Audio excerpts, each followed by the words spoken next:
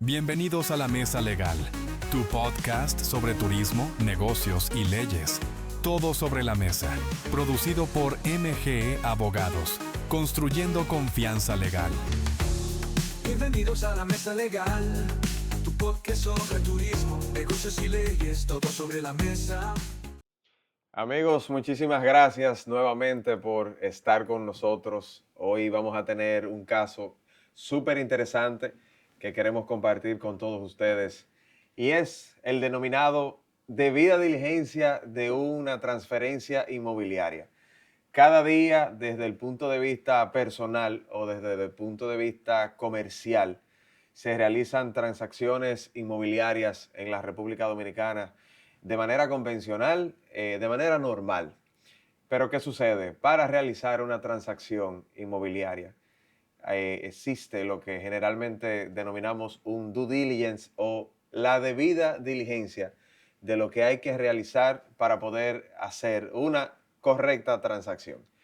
A mí me acompaña hoy, y es un honor para mí, el licenciado Moisés Rivera y la licenciada Liz Martínez. Y conjuntamente somos parte del equipo de MG Abogados. Y más adelante, los otros queridos socios y abogados que conforman el grupo completo estarán aquí con todos ustedes porque los acabo de comprometer. Así que nada, Moisés, Liz, muchísimas gracias por estar aquí en el día de hoy. Un placer estar aquí. Placer. Muchas gracias. Moisés, Liz, vamos a empezar por lo más básico y vamos a tener en toda esta conversación lo más importante, vamos a tenerlo pendiente. Y es que queremos conversar con personas que realizan o van a realizar una transacción inmobiliaria, pero que desconocen absolutamente el mundo jurídico. Es decir, vamos a tener un coloquio llano que podamos entendernos entre todos. Para ti, ¿qué es una debida diligencia? Bueno, la debida diligencia no es más que un proceso de investigación con el único fin de que esa persona que va a hacer esa transferencia inmobiliaria, que quiere hacer un negocio jurídico, esté lo suficientemente informado sobre todo lo que engloba ese inmueble, cómo nació, cómo existe bajo registro, cuáles son las cargas, gravámenes, cuáles son las condiciones que se encuentran ligadas a ese inmueble desde su nacimiento hasta la fecha de que se vaya a realizar esa transacción. Muy bien. Liz, ¿para ti qué sería una debida diligencia? Para mí una debida diligencia, como decía el licenciado Rivera, es investigar el inmueble y conocer la situación en la que está para que la persona que esté adquiriendo ese inmueble tenga toda la información que necesite. Que realmente la persona que le está vendiendo tenga la titularidad, que ese inmueble se encuentre al día en la DGI, que ese inmueble no tenga ninguna hipoteca y si tiene, que se tenga conocimiento. Es solamente nosotros preparar a la persona que va a adquirir el inmueble que sepa todas las condiciones que tiene para que haga la decisión que le haga más sentido en ese momento. Ustedes haciendo la descripción de la debida diligencia me resulta una primera pregunta. Digamos que es el primer ejemplo, una transacción entre dos personas y el segundo ejemplo, una transacción entre dos empresas. ¿La debida diligencia sería exactamente igual o pudiéramos pensar en algunas diferencias?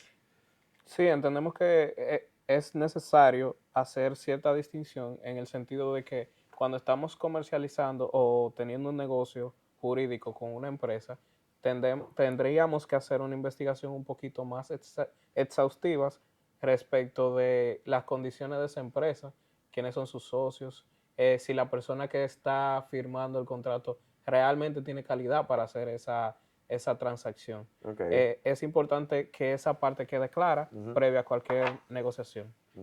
Liz, ¿para ti qué consideras? Adicionalmente a lo que él menciona, también tenemos que tener en cuenta que además de los contratos se tienen que celebrar asambleas en las que se autorice a las personas que van a firmar el contrato y también se permita y se autorice que ese inmueble pase de una sociedad comercial a otra. Ok.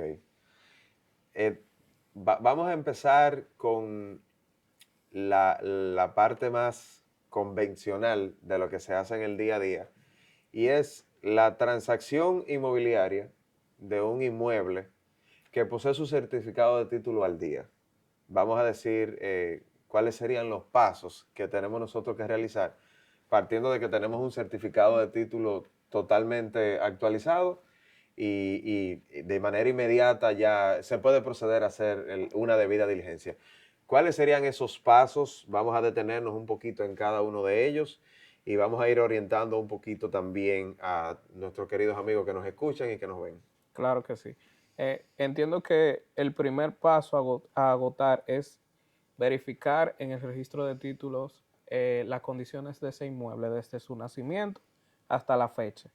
Es importante destacar que a veces no basta con que solicitemos una certificación del estatus jurídico del inmueble, porque hay condiciones que quizás puedan arrastrar ese inmueble desde su origen o en parte de su vida, que en la certificación posiblemente no No se se refleje. detalle.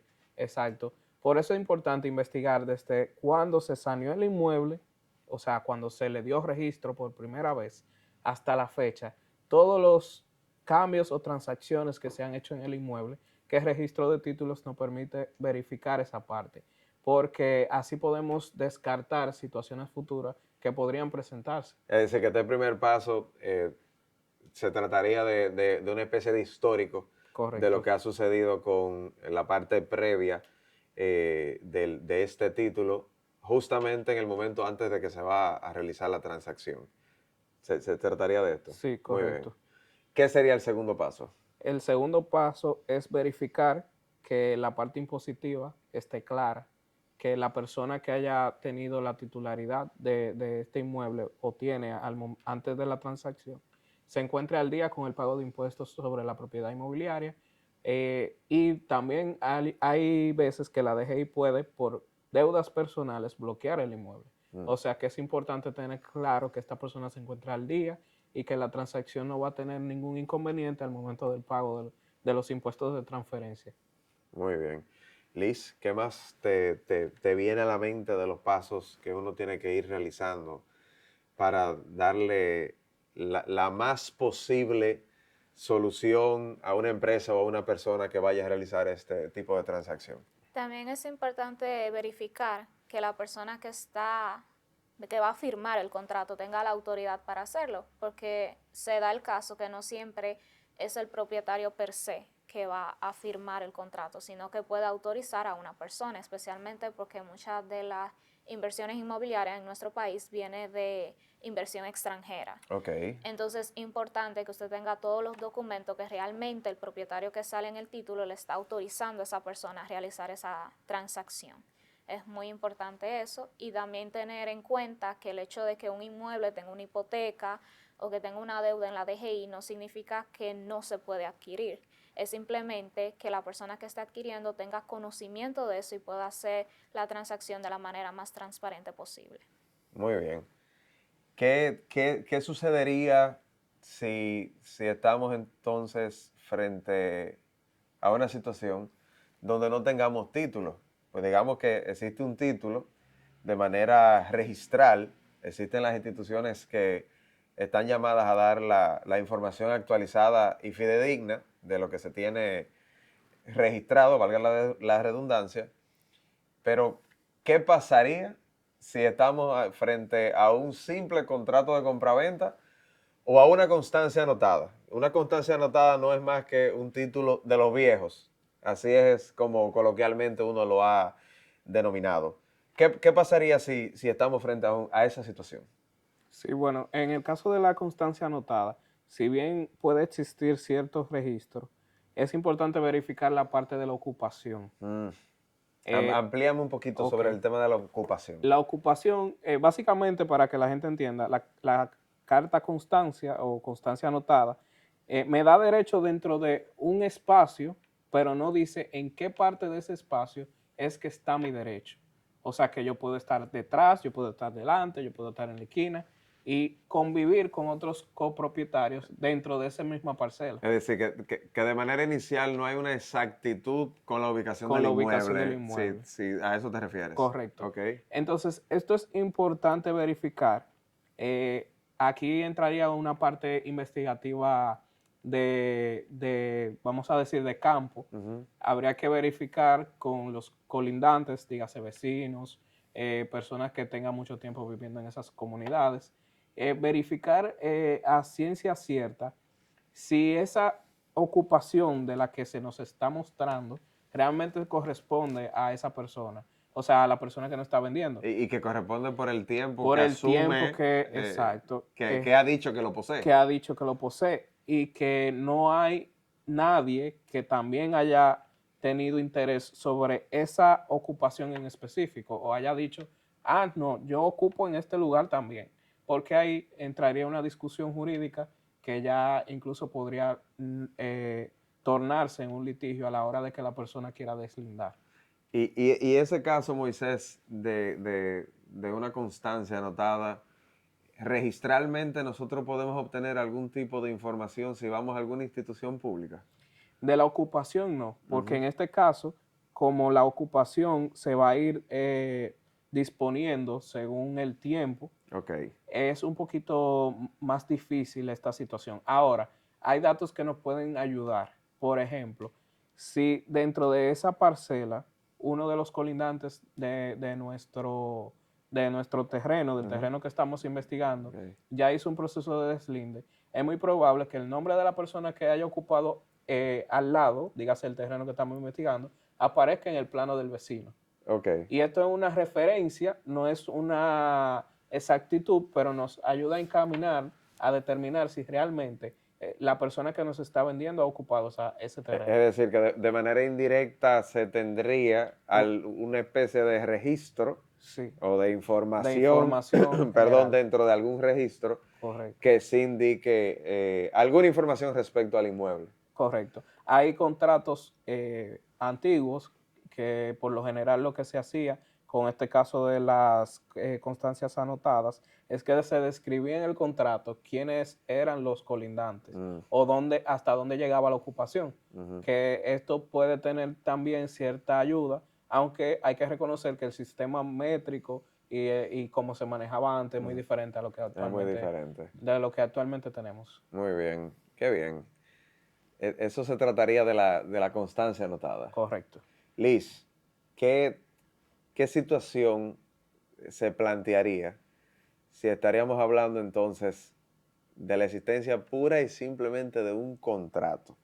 Señores, aunque ustedes no lo crean, es muy común que transacciones inmobiliarias se realicen con un simple contrato de compraventa de inmueble que tiene 15, 20, 30 años y la persona nunca realizó ningún tipo de procedimiento legal, posee ahora el derecho o el deseo o la necesidad de realizar una transacción y lo que sustenta su derecho es un contrato viejísimo. Y es una situación delicada porque supone todo un reto. ¿Qué cosas desde tu óptica tendría que tomarse en cuenta cuando estemos hablando de un papel viejo? A veces hasta en los márgenes tiene un poquito de café y un poquito borroso. Sí. Sí. Es un riesgo, pero no es imposible. Algo que se puede hacer es acudir al ayuntamiento debido a que la mayoría de esos contratos se encuentran registrados.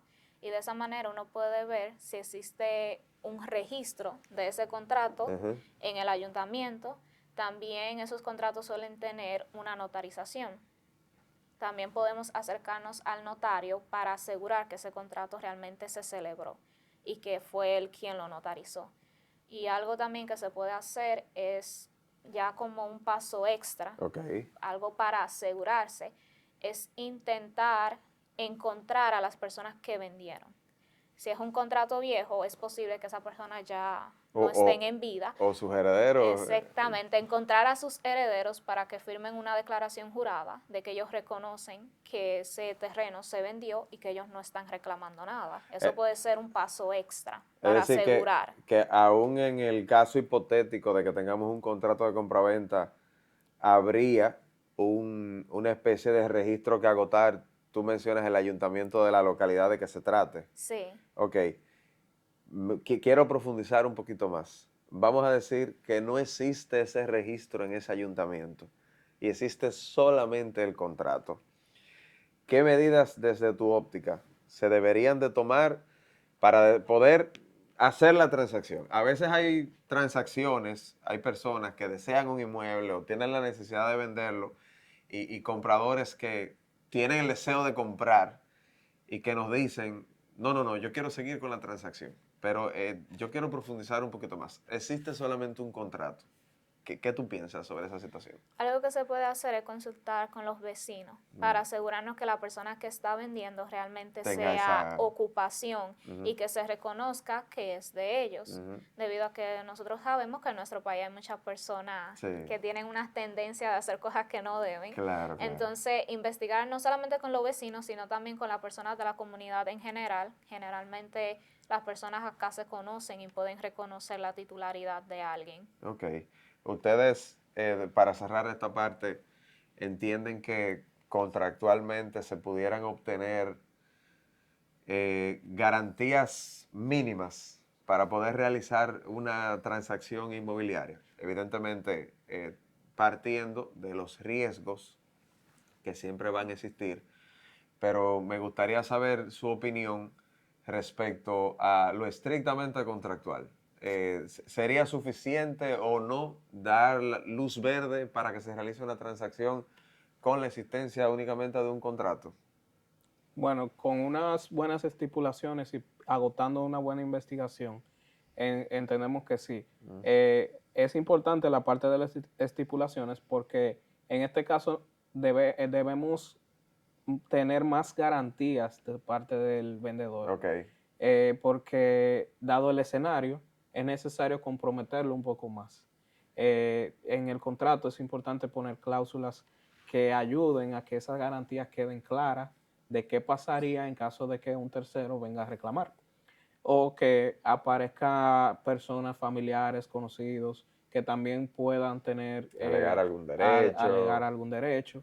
Esto hay que plasmarlo de manera clara en el contrato para garantizar cierta estabilidad en la negociación jurídica que se está alcanzando. Muy bien. Liz, ¿qué te parece?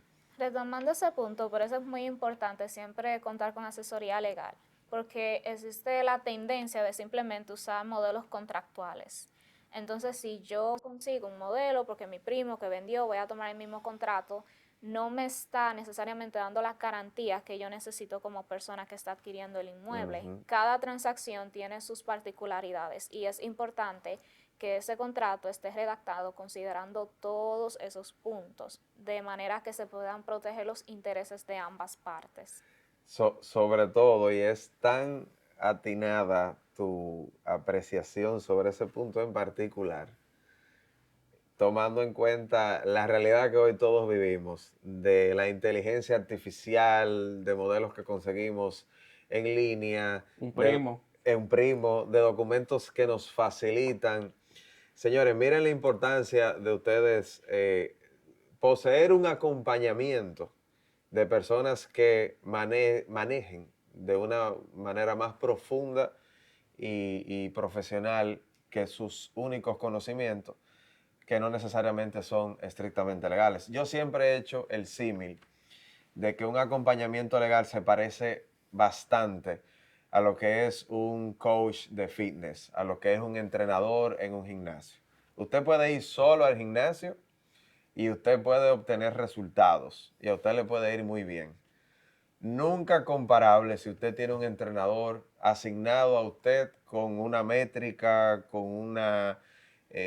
fijado en lo que usted quiere conseguir, y nunca usted va a poder obtener, usted nunca lo va a poder comparar. De manera que les dejo ese símil en el aire. No es lo mismo usted realizar una transacción inmobiliaria con un contrato que llegó a sus manos y que usted entienda que real y efectivamente se puede realizar sin ningún tipo de inconvenientes, a usted hacerlo debidamente con las personas que le van a acompañar y que le van a acompañar muy bien. Yo quiero ahora hablar de casos, cuestiones que le vengan a la mente de tantos casos, quizás 1, 2, 3, que nosotros podamos compartir con nuestros queridos amigos, bueno, para ilustrarlos un poquito más y que todo esto que hemos estado conversando les sirva para el futuro.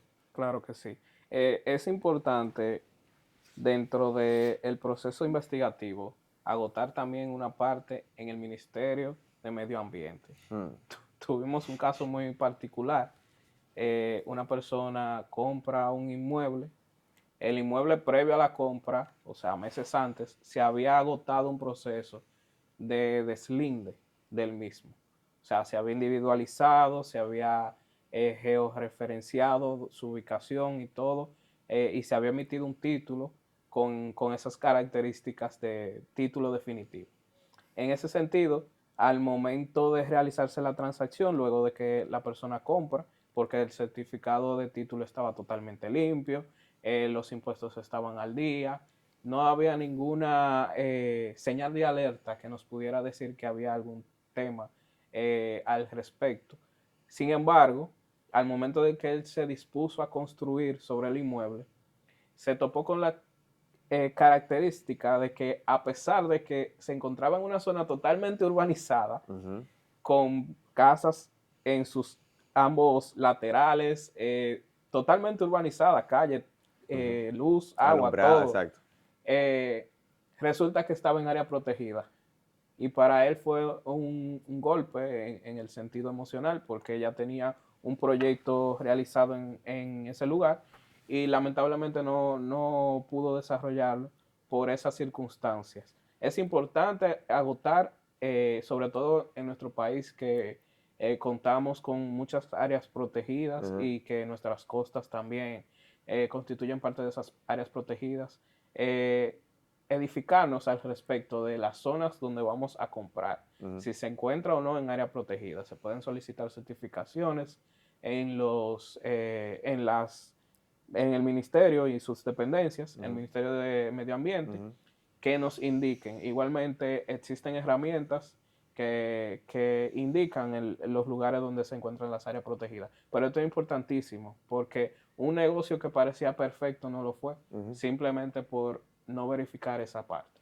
Pero ahí entonces también nos preguntamos lo siguiente, ahí habría una falta institucional Totalmente. de aquellas instituciones que registralmente debieron tener la actualización de esa información al momento en que se haya solicitado. Totalmente. En principio, desde el principio, o sea, la carta constancia que él tenía, ya debía indicar que se trataba de un área protegida.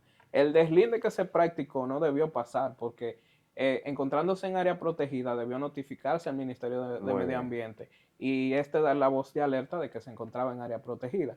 Y peor aún, el nuevo título que se emitió también debió tener una coletilla que indicara que se encontraba en área protegida. Correcto. Y nada de esto pasó. Es decir, que aquí es bueno que todos nuestros queridos amigos también vean la importancia de uno realizar la debida diligencia y de uno, bueno, a veces extenderse en los pasos que de manera normal uno está llamado a realizar en el día a día. Porque se trata, señores, no solamente de cuestiones de su bolsillo, de cuestiones privadas que tenemos nosotros que velar en el día a día, sino de que se está comprometiendo en casos como el que el licenciado Rivera menciona, la responsabilidad de instituciones públicas que están llamadas a poder brindar una información correcta, actualizada, para que las partes que están realizando esa negociación tengan esa garantía. Cuando no existe una información actualizada, cuando no se ha cumplido un paso, no solamente tenemos partes privadas que uno pudiera decir, bueno, pensaría que tú también eres responsable. Estamos hablando de instituciones públicas que también pasarían a ser responsables. Totalmente. Y las consecuencias emocionales que arrastra todo esto, porque muchas negociaciones jurídicas tienen un trasfondo también emocional que hemos ido viendo porque son proyectos de vida. Claro. La compra de un, No, y de el un inmueble interés, es un proyecto de vida. claro. O sea, uno tiene que ponerse los zapatos de una persona que va a realizar cualquier tipo Claro. de transacción.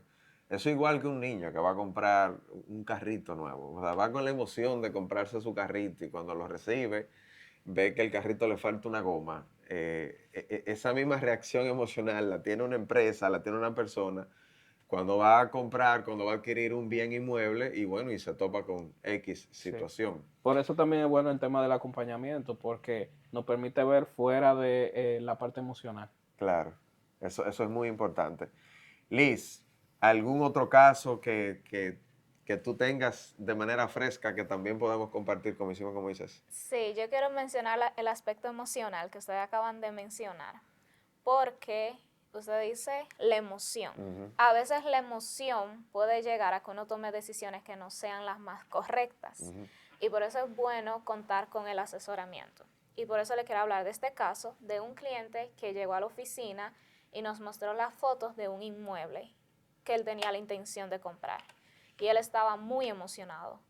Era un inmueble de 2.000 metros frente al mar. Ya tenía Una preciosidad. Ya tenía la casa construida. Usted podía caminar 10, 3 pasos, ya estaba ahí en el mar. Una maravilla. Cualquiera. Evidentemente él estaba muy emocionado porque él tenía la capacidad financiera de adquirir el inmueble. Muy bien. Entonces, a esto yo le llamo el caso de la bandera roja, porque lo primero que saltó a relucir fue el precio. Un inmueble con esas características no hacía relación con el precio que le estaban ofertando. Entonces, ahí nosotros tuvimos que decirle, vamos a calmarnos, vamos a investigar. Vamos paso a paso. Exactamente. Nos mostraron los títulos y los fuimos a investigar y evidentemente las personas que estaban vendiendo eran los dueños. Okay. El inmueble parecía estar todo en orden, pero cuando comenzamos a investigar más a fondo nos dimos cuenta que el inmueble no tenía ni 1, ni 2, ni 3, sino 4 litis activas de personas reclamando la titularidad de ese inmueble. Además de eso, volviendo a la parte emocional, los vendedores estaban como una actitud muy, digamos, desesperada, que el cliente en su emoción no lo percibía, pero nosotros sí notamos que ellos tenían una insistencia de no, nosotros no vamos del país, no tienen que firmar hoy, si no firman hoy van a perder la oportunidad. Y esa clase de actitudes no son normales. Evidentemente, como usted mencionaba antes, muchas personas venden porque tienen una necesidad financiera inmediata. Sin embargo, ese nivel de insistencia no es normal. Era muy evidente que ellos querían, vamos a decir así, salir corriendo de ese inmueble. Entonces, seguimos el proceso continuó. Exactamente. Y llegamos a la parte de que nos encontramos que ese inmueble, encima de todo, estaba dentro de una área protegida. Okay. Entonces, en caso de que él quisiera es decir, que habían 5 imposibilidades para poder realizar la transacción inmobiliaria de un título que aparentemente estaba todo en orden. Exactamente. Entonces, digamos que en el futuro él quisiera hacerle una mejora al inmueble, no iba a poder tener la posibilidad debido a que estaba dentro de área protegida. Entonces, son esos momentos donde uno tiene que sentarse con el cliente y decirle, mira, esta es la situación actual. Al final de cuentas, es la decisión de él, si quiere adquirir o no, pero nosotros como asesores legales le ponemos todo sobre la mesa para que ellos tomen la decisión que corresponde a la realidad y a lo que haga sentido. Claro, eso hace mucho sentido el pensar siempre en si se escucha bien, si se ve bien, tenga cuidado. O sea, tiene que tomarse su tiempo. Hay una frase que quizás con exactitud no me viene a la mente ahora mismo, pero básicamente, señores, si se escucha de manera muy maravillosa, muy perfecto, no hay ningún tipo de problema, el título está aquí, mira que mañana voy a tomar un vuelo porque salgo del país, te lo estoy dejando en un precio excelente, párese, busque ese asesoramiento legal y ojalá y que todas esas bondades que les están vendiendo sean ciertas y usted pueda proceder. Pero la experiencia nos dice a nosotros que por lo menos el 95% de esos casos aparecen banderas rojas. El caso que la licenciada Liz menciona, no había una, habían 5 banderas rojas, ¿ok? Bueno, señores, de manera final, yo quisiera que ustedes le den un mensaje de manera genérica a todas esas personas que están allí, que van a realizar una transacción inmobiliaria y que poseen 0 conocimiento legal y que, bueno, tienen una decisión por tomar en lo adelante y lo van a escuchar a ustedes. Bueno, lo mejor que yo pudiera decir es que la información es poder. Mientras más informado usted está respecto de una negociación que usted va a realizar, mejores decisiones toma en esa negociación. Por esa razón es importante el acompañamiento de un equipo que le permita tomar las decisiones correctas, informarse lo mejor posible para poder lograr esas informaciones, esas decisiones correctas. Muy bien. Liz, un mensaje a todos quienes nos ven y nos escuchan. Sí, yo quiero hablar de un tema que no mencionamos, que es el caso de los condominios. Eh, Generalmente, en la actualidad, hay muchos proyectos inmobiliarios que se venden bajo esa modalidad y también hay que considerar que hay ciertos aspectos que hay que considerar cuando uno va a adquirir un inmueble que esté dentro de un condominio. Muy bien. Que no lo mencionamos, que es parte de la debida diligencia. Por ejemplo, muchos condominios en sus reglas ellos tienen un derecho de preferencia al momento de la venta. Entonces, si usted está adquiriendo un inmueble que está dentro de un condominio, asegúrese de que ese condominio haya rechazado el derecho a preferencia, Ok. para que luego en un futuro usted no tenga una situación donde puedan reclamar la titularidad del inmueble que usted acaba de adquirir. Y también considerar que los condominios tienen sus reglamentos, que hay ciertas cosas que usted va a poder y no va a poder hacer en el inmueble que usted está adquiriendo. Entonces esa parte también es muy, muy importante, que usted tenga a mano el reglamento, y si usted entiende que es muy extenso y que no le entiende, usted puede contar con asesoría legal para que se lo pueda desmenuzar y usted entienda bien lo que está comprando. Liz, ese aporte que tú haces es muy valioso. Hay que extenderse un poquito más cuando se trata de un inmueble que está bajo un régimen de condominio. No basta simplemente verificar las documentaciones originales, sino verificar cuál es el estatus de ese régimen de condominio y efectivamente verificar si existe ese derecho de preferencia o no, porque en el futuro pudiera causar algún tipo de inconveniente. Bajo esa misma línea, es importante cuando hay condominios verificar el estatus de las cuotas de mantenimiento. Las famosas cuotas de mantenimiento. Sí, porque hay un punto muy importante sobre estas cuotas, y es que le da a la administración del condominio y al condominio como tal la posibilidad de inscribir privilegios. Dígase, para que la gente me entienda un Sí, en poquito. términos llanos. ¿Qué sería un privilegio en un condominio? Es una hipoteca con superpoderes. Pura y simplemente. Una hipoteca con superpoderes que le permite Como si rápidamente, fuese una hipoteca de un banco. exacto, Ya. rápidamente poder realizar un proceso de embargo sobre esa unidad del condominio. Por eso es importante que cuando se compren o se esté negociando este tipo de inmuebles, se verifique la parte de las cuotas de mantenimiento que se encuentren al día. Muy bien. De manera final, quiero hacerles una pregunta de manera personal. Siempre, ya se ha convertido en una regla que le hacemos una pregunta personal a cada una de las personas que vienen aquí, pero es abierto. Que tú pudieras compartir con todas las personas que nos escuchan, que nos ven, que tú pudieras recomendarle alguna serie, algún libro, alguna vivencia tuya que tú creas que pueda aportarle valor a quienes te están viendo.